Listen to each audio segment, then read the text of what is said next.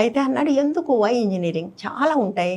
అప్పటికే నేను కాలేజీలో ఎలక్ట్రీషియన్ కాంపిటీషన్స్కి వెళ్ళటము, ఎస్ఏ రేటింగ్స్ చేయటము, వాటిలో విన్నర్ అవటం ఇవన్నీ ఉన్నాయి. నీకు ఇంత బాగా రాస్తావు మాట్లాడతావు, నువ్వు జర్నలిస్ట్ అయితే బాగుంటుంది అన్నాడు.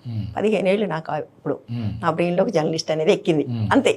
ఆ తర్వాత నేను ఇంకెట్టు వైపు చూడలే, జర్నలిస్ట్ అవ్వాలి అంతే. ఎట్లా అవ్వాలో కూడా తెలీదు. ఆయన ఏం చెప్పారంటే మీరు డిగ్రీ అయిపోయిన తర్వాత ఆర్ట్స్ కాలేజ్లో జర్నలిజం ఉంటుంది, ఎంట్రన్స్ రాయాలి, రాస్తే అక్కడ సీట్ వస్తుంది, అది చదివితే జర్నలిస్ట్ అవ్వచ్చు. ఆయన ఆర్ట్స్ కాలేజ్ ప్రెసిడెంట్ కూడా పనిచేశారు. సో నా ఏమో 15 ఏళ్ల వయసులో ఉస్మానియా యూనివర్సిటీ ఎలా ఉంటుందో తెలియదు, ఆర్ట్స్ కాలేజ్ ఎట్లా ఉంటుందో తెలియదు, అక్కడ జర్నలిజం చదువుకోవడానికి వెళ్ళాలి అంతే. సో ఆ తర్వాత ఇంటర్ డిగ్రీ ఏం చదివినా ఎవరు గవర్నమెంట్ ఉద్యోగాలు ఇవన్నీ ఏం నడుస్తున్నా కూడా నేను పట్టించుకోలేదు. బట్ ఈ లోపల ఏమైంది, విపరీతమైన చదివే అలవాటు ఉండటం వల్ల నాకు మా ఇంటి పక్కన ఒక ఆయన ఉండేవాడు అక్కడ, ఆ రూమ్ పక్కన. ఆయన నువ్వు కాంపిటేటివ్ ఎగ్జామ్స్ రాయొచ్చు కదా సరదాగా అన్నాడు. సరదాగా రాయటం మొదలుపెట్టాం.